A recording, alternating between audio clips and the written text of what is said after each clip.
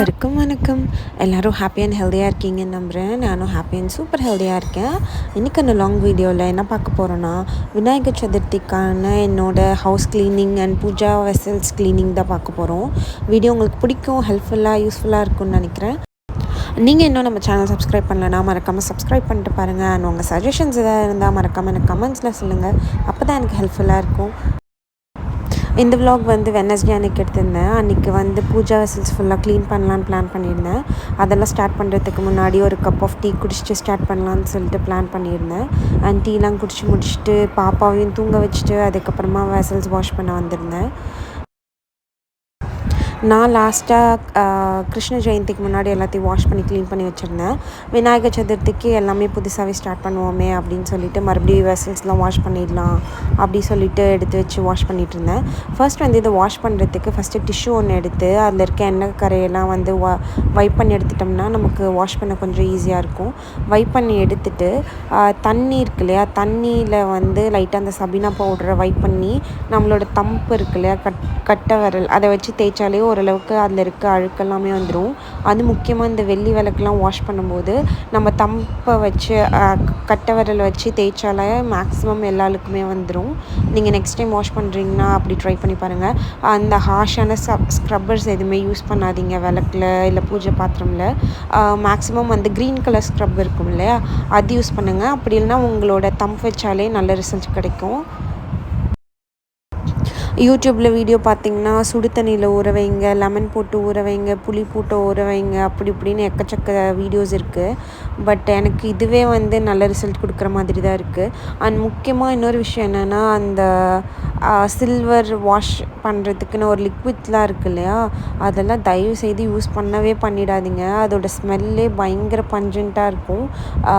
அதெல்லாம் அவ்வளோ ரெக்கமெண்டபிளே கிடையாது. நானும் ஃபஸ்ட்டு வந்து இதுக்கு முன்னாடி வீடியோவில் கூட சொல்லியிருக்கேன்னு நினைக்கிறேன். அதை யூஸ் பண்ணால் பளிச்சுன்னு ஆகிடுன்னு சொல்லிட்டு நான் வாங்கி யூஸ்லாம் பண்ணியிருக்கேன்.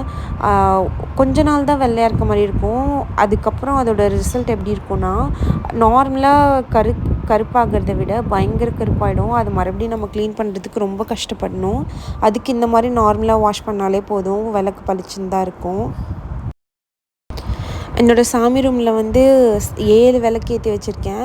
எதுக்கு இத்தனை விளக்குன்னு எனக்கும் தெரில. பட் ஆனால் எந்த விளக்குமே ஏற்றாமல் விட முடியல. எனக்கு எல்லாமே ஒவ்வொரு சென்டிமெண்ட்டாக. ஸோ சரி எதுக்கு யோசிச்சுக்கிட்டேன்னு சொல்லிட்டு எல்லா விளக்குமே எடுத்து யூஸ் பண்ணிகிட்டு இருக்கேன். ஒவ்வொரு டைம் பூஜா வெசல்ஸ் வாஷ் பண்ணும்போது தான் லைட்டாக கடுப்பாகும். எதுக்குடா இத்தனை நாளைக்கு ஏற்றிட்டுருக்கோம், கம்மில் ஏதாவது 2-3 எடுத்து உள்ளே வச்சிடலாமான்னு தோணும். மறுபடியும் அந்த விளக்கெல்லாம் வாஷ் பண்ணிவிட்டு அதை அரேஞ்ச் பண்ணி சாமி ரூமில் பார்க்கும்போது ஓகே பரவாயில்ல, இப்போ தானே நல்லாயிருக்கு, ஒர்த்து தான் இது அப்படின்னு தோணும்.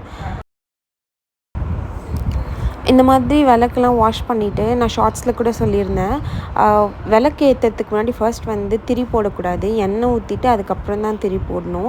அது நிறைய பேர் வந்து பண்ண மாட்டேங்கிறாங்க. திரி போட்டுட்டு அதுக்கப்புறம் எண்ணெய் ஊற்றுறாங்க. அது ஆக்சுவலாக ராங்கான ப்ரொசீஜர். அண்ட் அதே மாதிரி வந்து விளக்கில் வந்து பச்சை கற்பூரம் இருக்கு இல்லையா, அது வந்து லைட்டாக ஒரு பிஞ்சு, அண்ட் அது கூட வந்து டைமண்ட் கற்கண்டு இருக்கு இல்லையா, அது 2 எல்லா விளக்குலையும் போட்டால் ரொம்ப நல்லதுன்னு சொல்லுவாங்க.